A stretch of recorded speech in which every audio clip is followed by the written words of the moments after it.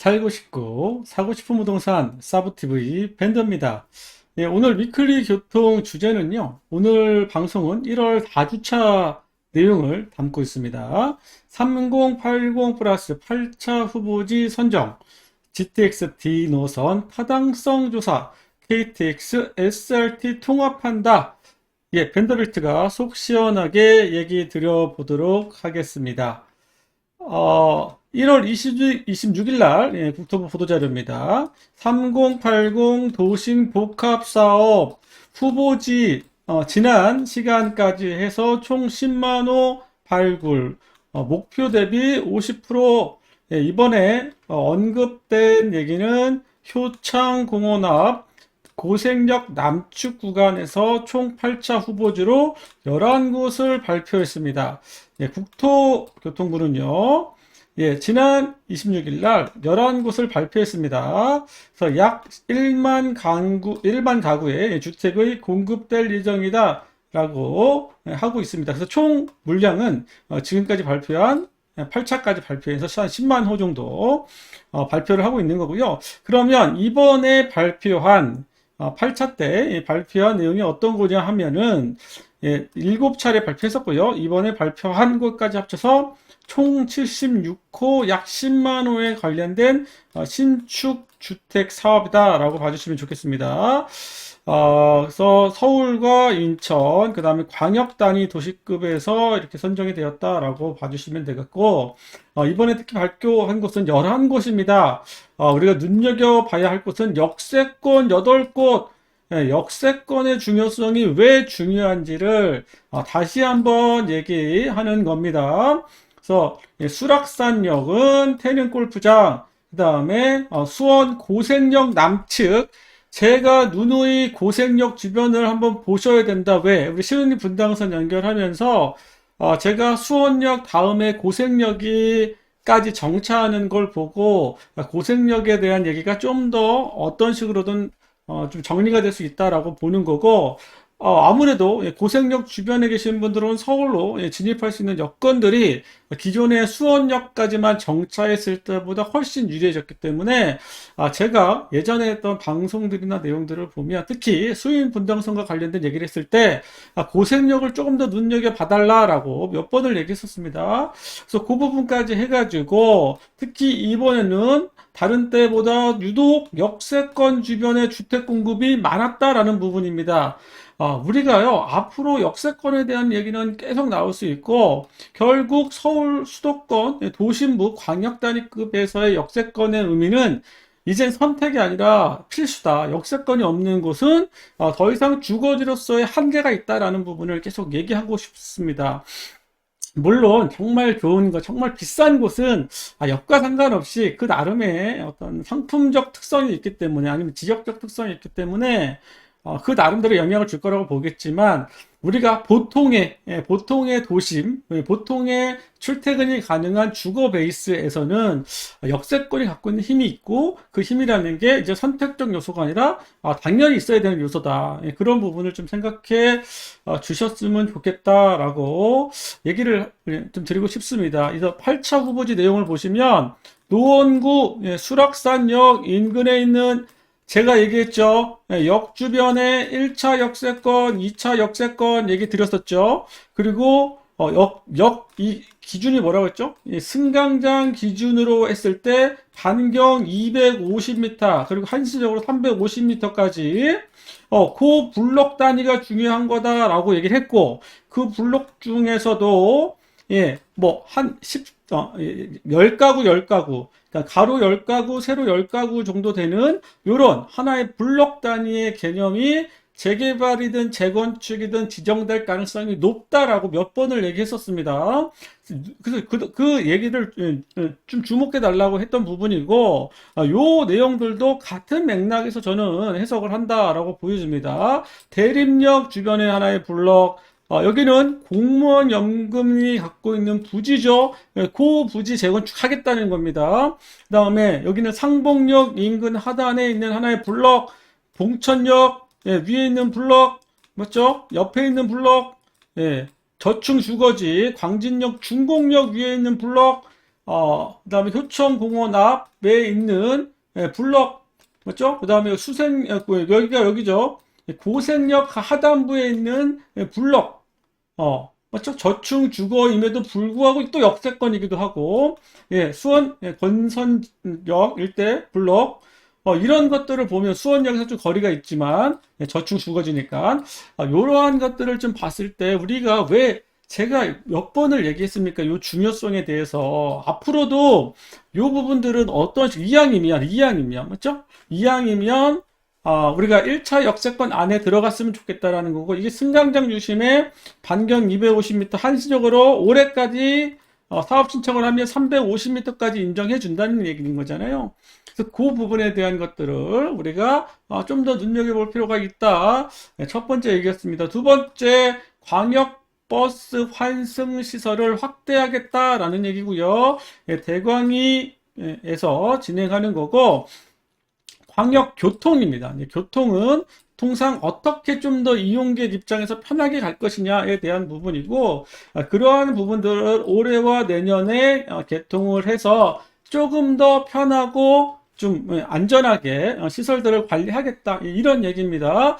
그래서 공사 전에 이렇게 작은 정거장이 조금 더 크게, 그리고 이렇게 좀 올라가기 불편했던 것을 좀 더 편하게 올라갈 수 있도록, 그 다음에 보도블록을 좀 개선한다. 이러한 것들이 광역 환승 시설 사업이다라고 봐주시면 되고, 이 중에서 시흥 TG, 그렇죠? 시흥 요금 톨게이트 구간에 역과 역을 두어서 여기에 있는 주 동선가의 환승을 이용하는 형태의, 말 그대로 서울로 진입하는 그러한 톨게이트 중심으로 해서 승하차가 그래도 조금 더 다른 구간보다 여유폭이 있기 때문에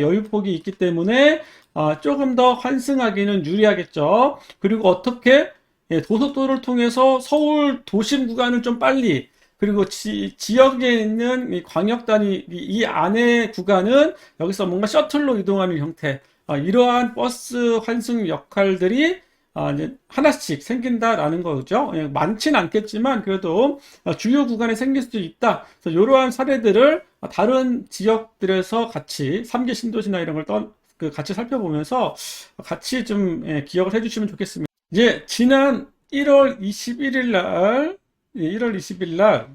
제4차 대중교통 기본계획 공청회를 했습니다. 공청회를 하면서 앞으로 이제 대중교통이 어떻게 나가야 되는지에 대한 이런 유튜브에서 이제 생방송으로 진행을 했었거든요. 그 내용을 한번 좀 보도록 하겠습니다. 그 내용을 한번 보도록 하겠습니다. 한번 보겠습니다. 제4차 국도교통기본계획 공청회 이런 내용이었고요. 제가 시간상 좀 몇 개만 보면 어떤 뭐 전차 추진계획 성과, 그다음에 이번에 4차니까 제3차 때 기본계획, 그 다음에 또 환승시설에 대한 얘기, 그 다음에 교통체계 영향권, 이런 얘기가 있었고요. 그 다음에 대중교통 수송 분담률, 이런 얘기도 있었고, 요 앞에 잠깐 보시면, 향후, 지금 현재 보시면요, 수단 분담률이라는 게 있어요. 그러니까 우리가 좀 기억하셔야 될 게, 우리가 출퇴근할 때 그럼 주로 어떤 것들을 이용해서 하느냐, 뭐 꼭 출퇴근이 아니어도 이동할 때 그럼 주로 뭘 타고 이동하느냐. 아직까지는 이제 승용차에 대한 분담 비율이 높다라는 겁니다. 한 57% 정도. 대중교통은 한 33%, 이제 그 중에서 철도 비중이 갈수록 높아지고 있다. 한 15.5%까지 높아지고 있다라는 부분들. 그래서 앞으로 이 내용들을 보시면 아마 여러분들 유튜브에서 요 내용된 제4차 국가출동망, 제4차 대중교통 기본계획 내용을 좀 보시면 이게 철도의 비중이 갈수록 높아지고 있다라는 부분들이 언급되고 있어요. 계속. 그리고 이제 국가에 대한 비용도 SOC 사업도 철도 쪽에 상당히 많은 비중을 갖고 있다라는 부분입니다. 그런 부분들, 그래서 우리가 왜 조금 더 이쪽 부분에 관심을 둬야 되고, 그게 왜 부동산에서 중요한지를 저희가 다시 한번 좀 생각을 하셨으면 좋겠고, 인구에 대한 변화, 그리고 어떤 교통에 대한 변화, 이런 얘기들이 좀 언급되어 있습니다. 그 다음에 광역급행철도라든지 아니면 전국망의 KTX와에 대한 부분들, 이런 부분들도 같이 하고, 그 다음에 어떤 자율주행과 관련된 아니면 친환경 차량에 대한 부분들, 이런 부분들도 이제 신경을 써야 된다라는 게 제4차 대중교통 기본계획 공청회의 주요 내용입니다. 관심 있는 분들은 한번 좀 살펴봐 주시면 좋을 것 같습니다. 그 다음 내용을 보겠습니다. KTX SRT 고속철도 통합 이재명 KTX SRT 통합하겠다. 수서발 열차가 전주까지 직행할 수 있다. 요금도 한 10% 정도 인하해 보겠다라는 얘기입니다. 어떤 내용인지 한번 보겠습니다. JTBC에서 나온 뉴스고요. 이재명 대선 후보자입니다. KTX SRT 통합하겠다. 그리고 수서발, 수서에서 출발하는 열차가 각 지역으로 연결될 수 있겠다. 이거는 이재명 대선 주자의 소확행, 뭐 작은 행복, 뭐 이런 얘기를 하는 것 같습니다. 그래서 2016년에 개통한 SRT와 KTX의 합리적 이유 없이 분리 운영하면서 경쟁시켰다라는 부분들. 그래서 굳이 이거를 할 필요가 있겠느냐? 그래서 통합에 대한 얘기를 한번 다시 얘기해 보자라는 얘기고요. 그뿐만이 아니라 수서울에서 출발하는 광주, 부산까지만 현재 가고 있습니다. 그거를 더 세부적으로 창원, 포항, 진주, 밀양 이런 지역까지 환승 없이 갈 수 있겠다.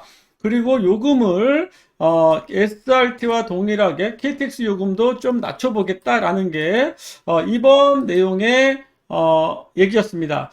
제 생각은요. 이게 가능은 하겠죠. 세상에 불가능한 건 없습니다. 또 뭐 대통령이 되어서 대통령이 그렇게 하겠다라는데 못할 것 같지는 않습니다. 하지만 그 어떤 의미와 과연 얼만큼 차량이 이동할 수 있겠냐라는 부분인데 제 방송을 보신 분들은 아시겠지만 이 SRT가 가는 구간은요 수서 동탄 그러니까 GTX가 같이 가는 구간이에요. 다시 말하면 늘리고 싶어도 늘릴 수 없는 물리적으로 늘리기 어려운 별도의 선로를 더 확충하지 않는 이상은 현 상황에서는 늘리고 싶어도 별로 늘릴 수 없는 현실적인 부분이 있다. 상징적으로 몇 개 더 추가해서 갈지는 몰라도요. 제가 보기에는 근본적으로 서울역에서 뭐 아니면 광명역이나 다른 곳에서 기존에 있는 어떤 고속철도가 지금 복북선화 하잖아요.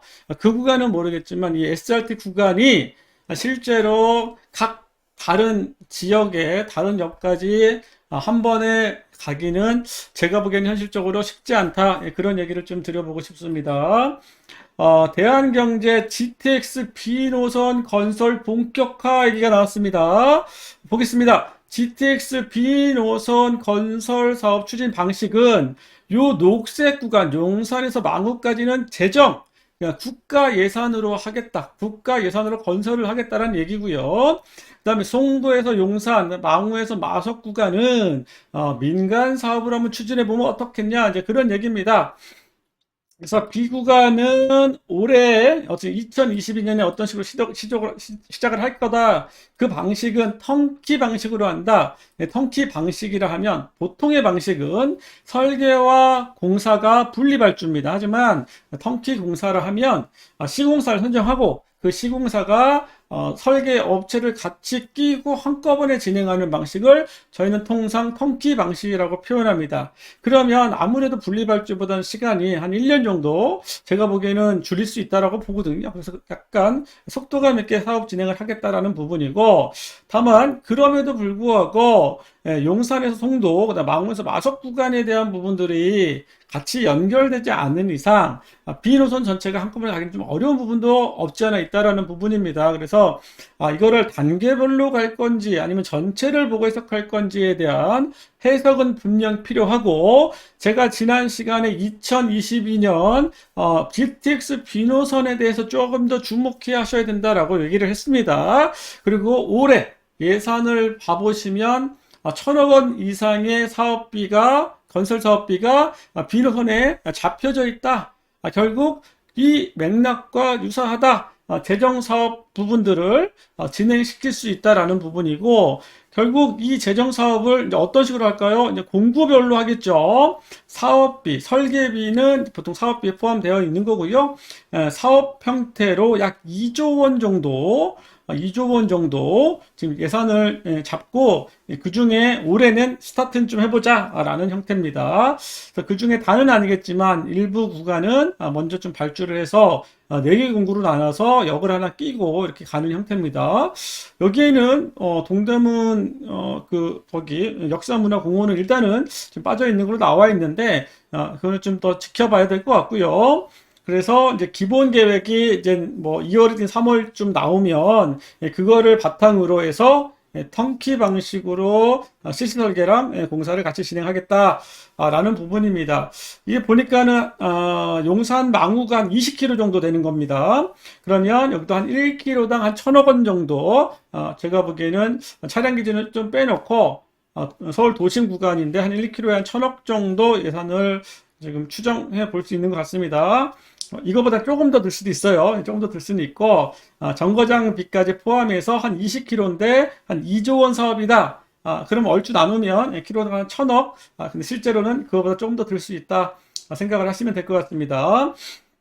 그래서 아무튼 올해 이제 기본 계획에 대한 고시를 할 거고, 그 고시를 바탕으로 이 재정 사업 구간에서는 올해 이제 진행을 하겠죠. 진행했던 부분들. 그래서 여러분들이 그 진행에 대해서 물론 여기가 이제 공구별로 나누다 보면 통상은 이러한 철도 사업을 진행해봤던 업체에서 통상은 좀 합니다. 그래서 뭐 하나씩 뭐 결정을 하지 않겠냐라고 좀 공구별로 이게 막 되게 경쟁을 할 것 같지만 이미 나름대로 어떤 공구를 미리 선정을 하는 부분들이 있어요. 그래서 뭐 같이 섞어서 이렇게 뭐 메이저와 이렇게 좀 서브 업체들이 섞여가지고 결정은 하겠지만 그래도 이제 보통은 결정되는 그러한 사업 이런 시공사들이 있고요. 그 시공사의 군들 이렇게 되어 있다.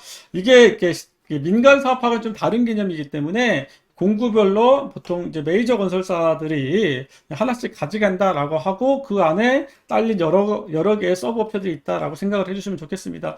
아무튼 이제 올해 기본 계획 고시에 대한 부분들, 그 다음에 턴키 공사에 대한 공구별로 선정되는 부분들, 결국 그 선정에 대한 부분들이 자꾸 이제 기사화되면서 비노선에 대한 이슈가 올해 많이 나올 수 있다라고 생각을 합니다. 그래서 여러분들이 조금 더 그 부분을 신경을 쓰시면 좋을 것 같습니다.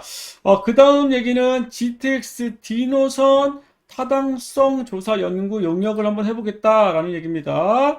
근데 이제 누가 했느냐가 중요한 거죠. 누가 했느냐. 이제 지자체가 하는 거와 KDI에서 하는 거랑은 좀 다를 수 있다라고 하는 거고, 이러한 이데일리 뉴스입니다. 김포시가 하는 거다. 디노선 타당성 조사를 한번 해보자. 결국 그 연구된 내용들을 가지고 뭐 국토부나 사업 제안들을 조금 더 할 때 이렇게 검토를 해봤으니까 참고해라. 이제 그런 얘기겠죠. 그런데 우리가 이재명의 GTX나 윤석열의 GTX에서 보시면 D노선에 대한 서울 남부 구간, 그리고 하남으로 갈 거냐 아니면 광주로 갈 거냐 하는 여러 대선 주자 분들께서 했던 공약들이 있단 말이에요.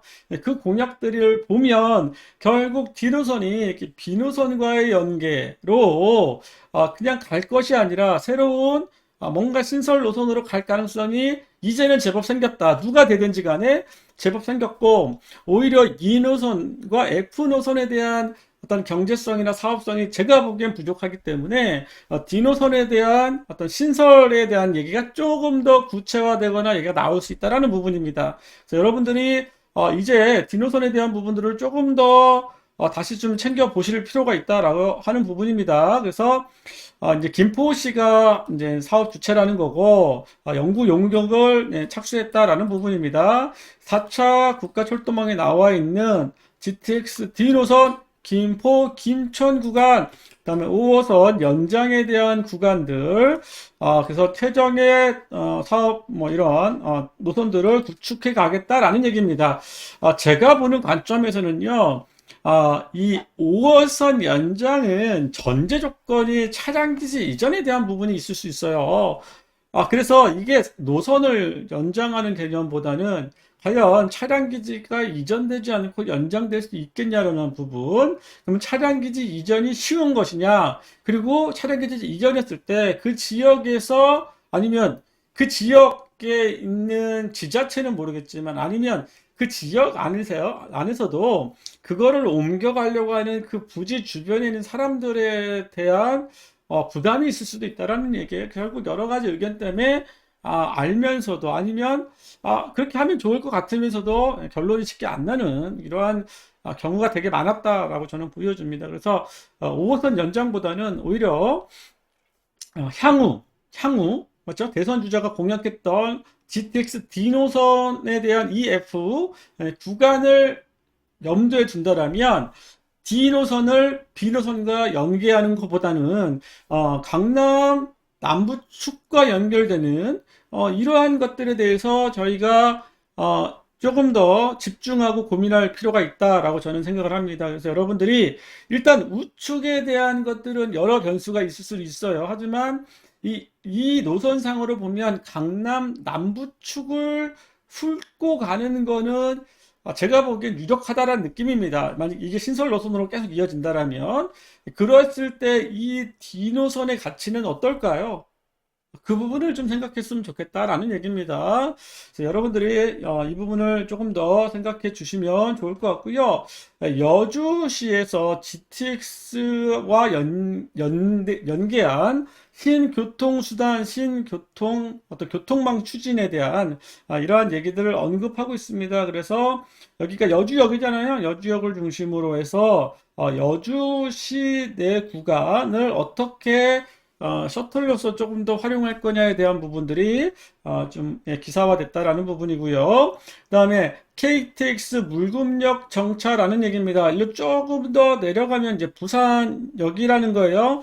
부전역도 있고요. 그다음에 여기 뭐 역들이 있습니다. 그 역이라고 해석을 하면 안 되고요. 다시 지도로 한번 내용을 보도록 하겠습니다. KTX 물금역 정차라는 부분입니다. 국토부가 KTX 부산 위에 있는 양산역입니다. 양산시에요. 양산시에 물금지구가 있는데 그 물금역에 정차하는 건 어떠냐라는 부분입니다. 그래서 양산시는 KTX 물금역 정차, 그러니까 그 지역에 안 계신 분들은 모르실 거예요. 물금역이 어딘지를. 여기 양산시를 정차할 거냐? 그 개념으로 이해하시는 게 좀 더 좋습니다. KTX 양산역 개념으로 좀 이해하시는 게 양산시 안에 물금지구가 있는데 그 물금지구에 정차하실 수 있는 거냐에 대한 얘기입니다. 그래서 이 확충을 위해서는 KTX 산천 같은 경우는 열차가 한 24m가 열량 정도 이런 개념이에요. 근데 기존에 있는 경부선 KTX는 보통 한 편성 자체가 20량입니다. 그리고 이거는 KTX 산천은 열량짜리를 중량 편성해서 열량 묶어가는 거예요. 그래서 열량으로 가는 경우도 있기 때문에 이 물금역 승강장에서 정차가 가능하지만 기존에 있는 KTX, 초창기 KTX는 기간이 승강장의 길이가 부족할 수 있다라는 얘기입니다. 그래서 그런 부분에 있어서 승강장을 연장하는 사업부에 넣고요. 그래서 정차를 하자. 많이는 못하겠죠. 맞죠? 많이는 못하고 하루에 한 6번 정도라도 정차하면 어떻겠느냐. 그래서 지역 경제를 좀 활성화해주면 어떻겠느냐라는 얘기입니다. 현재 물금역에는 왕복입니다. 항상 단선이냐 왕복이냐 이런 얘기를 판단을 잘 하셔야 되고 왕복 기준으로 뭐 14회, ITX 3회, 그다음에 주말에 KTX는 지나가는데 정차는 하지 않는다. 그래서 지나가니까 정차도 했으면 좋겠다. 이런 얘기입니다. 그래서 너무 이제 거리가 있기 때문에 이제 그런 부분들을 양산시에서 좀 정차를 요하는 이러한 얘기를 부산일보에서 좀 달았다. 그렇게 봐주시면 좋겠습니다. 이번 주 위클리 교통은 좀 여기서 마무리를 하도록 하겠습니다. 다른 것보다 우리가 서울 특히 수도권 중심의 역세권의 의미가 좀 더 커졌다라는 부분, 처음에 얘기했던 꼭 기억하시고 앞으로도 조금 더 눈여겨보실 필요가 있다라는 부분입니다. GTX D 노선에 조금 더 집중하실 필요가 있다. 오늘은 그 두 가지에 여러분들이 초점을 두셨으면 좋겠습니다. 예, 위클리 교통, 예, 사브TV 밴더빌트가 속 시원하게 얘기 드렸습니다. 예, 다음 시간 매주 월요일마다 방송을 하니까요. 정말 구독, 좋아요, 알림, 예, 빨리 이렇게 인원이 늘어나야 저도 힘을 받고 예, 더 잘 할 수 있을 거라 생각하기 때문에 여러분께서 많이 도와주셨으면 좋겠습니다. 예, 고맙습니다.